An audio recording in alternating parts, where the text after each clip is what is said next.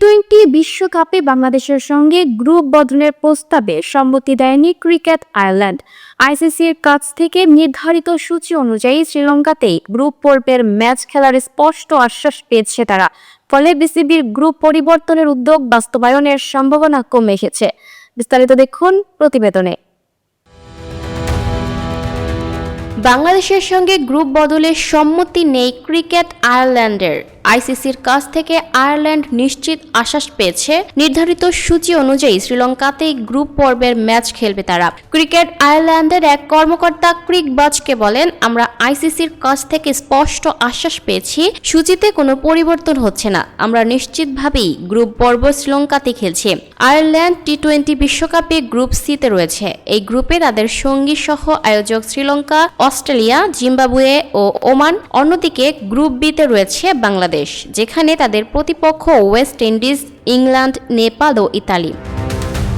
Group B এর ম্যাচগুলো নির্ধারিত রয়েছে ভারতের কলকাতা ও মুম্বাইয়ে। তবে ভারত সফরে যেতে অস্বীকৃতি জানানোয় বিকল্প ব্যবস্থার জন্য আইসিসির কাছে গ্রুপ বদলের প্রস্তাব তোলে BCB.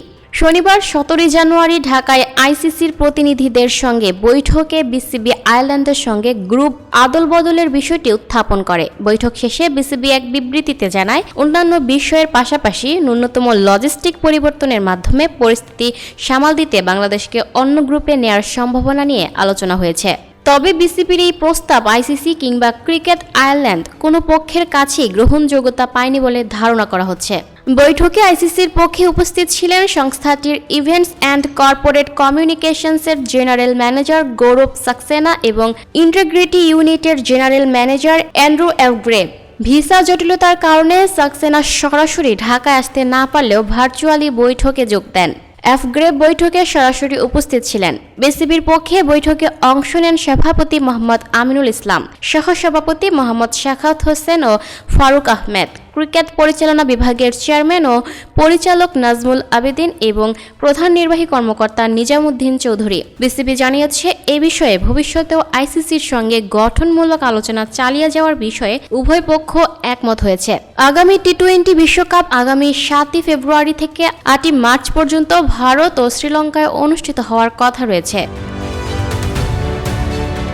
Lucky Akter, up to date news, Dhaka. দর্শক, এই ছিল আপ টু ডেট নিউজের সর্বশেষ আপডেট। পরবর্তী আপডেট সবার আগে পেতে আপ টু ডেট নিউজের ফেসবুক পেজ এবং ইউটিউব চ্যানেলের সাথেই থাকুন। ধন্যবাদ।